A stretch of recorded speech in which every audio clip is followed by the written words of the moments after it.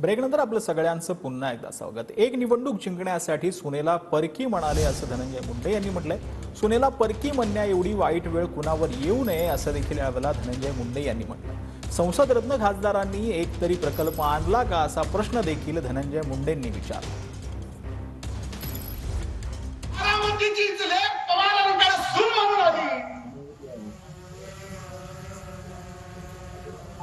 तर मतदान सुनलं का लेखलं करायचं म्हणून सून परकी म्हणता, सून परकी म्हणता। अरे तुमच्या घरात आपल्या मुली आहेत, उद्या कुणाची तरी सून म्हणून होऊन जाणार आहे, कुणाची तरी लेक आपल्याकडे सून म्हणून येणार आहे।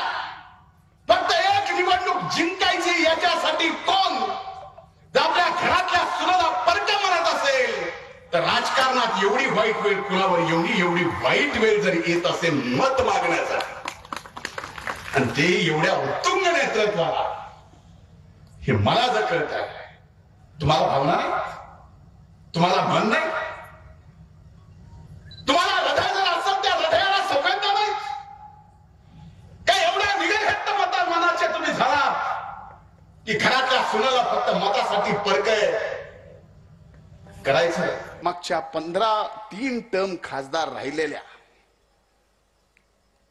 आंतरराष्ट्रीय पातळीवरच्या नेत्या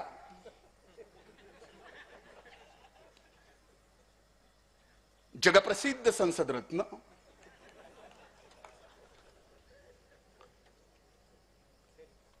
यांनी एकतरी आपल्या कल्पनेतून आपल्या वडिलांचा आशीर्वाद घेऊन इथल्या 1000 माय माऊल्यांना तरी रोजगार देण्यासाठी एक प्रकल्प आणला का? बघा, आणलाय का?